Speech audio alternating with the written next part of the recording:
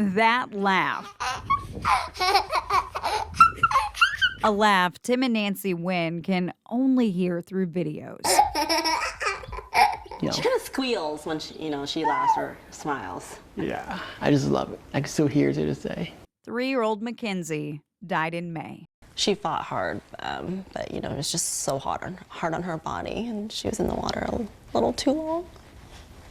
Here, time stands still.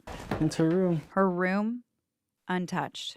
When I walk by, I just kind of imagine her laying on her bed or something, or playing with her toys, and so I just kind of leave the way it is. Wow!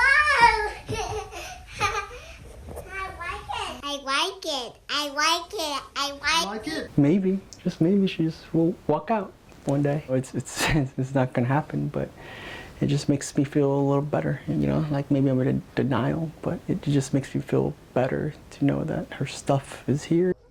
She's a big sister to Miles. I just imagine, Mackenzie's playing with her brother still. A family member started this GoFundMe page. It was shared on this popular Springfield Facebook group by Patrick Nett, owner of Thai Express. He said during the week of May 16th, his restaurant would donate 5% of sales that week, have a donation jar, and people could donate on their tab. At first, I was kind of happy that he's promoting, right? Like promoting our daughter, trying to help us out. In the post, Nett says he'll try to contact the family. They don't know each other. No text, no email, no call, sending his condolences, nothing. Maybe he'll reach out in a day or two. He's a busy guy, right? 2 weeks gone by, 3 weeks, 6 weeks, I was getting really concerned. A few weeks later, their cousin comments under the post, asking about the money. Nett said he'd reach out next week to give the family the donations. Patrick had kept all the proceeds of the fundraiser and did not contact us, and we did not get any payment of this. And, we're just very concerned about that,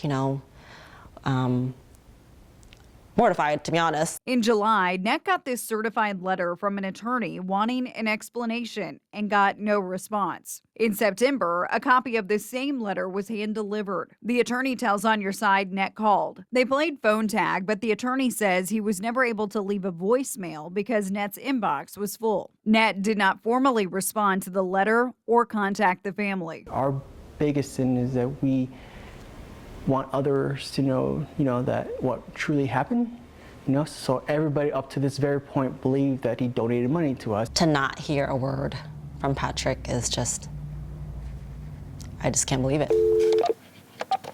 I called the restaurant and heard back from Nett in 20 minutes. He agreed to talk. This is full honesty. I messed up. I was unorganized. I was irresponsible. I had so much going on that it kind of just, it slipped my mind. That's the full truth. Truthfully speaking, I was a mess this year. From moving locations and having a lot of problems moving, we had water heater issues. We could barely open. We had a lot of financial struggles and challenges. How much money did people donate? I don't have the exact amount. I want to say there's $30 to $40 in that jar. Nobody donated through credit cards. We offered that option as well, but we didn't even have one. The 5% of sales, I know just a rough average probably would have equated to just under $2,000. How do we know this? I could share all the POS details. I mean, if like I said, they have an attorney involved, and if we really had to go that far where they needed the proof, I'm not going to hide anything. I'm more than willing to show paperwork and documentation and sales and all of that stuff. Nett has a following on social media. He often organizes fundraisers. Just a few weeks ago, he was collecting donations that were sent to his personal PayPal and Cash App to help an employee buy a car. It's just kind of in good faith and kind of my reputation of I'm always out to try to help somebody, and hopefully that's enough, and that's all I can really ask for. Then why not create a separate account or even a 501c3? I was in the moment. This is literally minutes before our rush was going to hit, and I just didn't have the time to think all of this through. In the future, I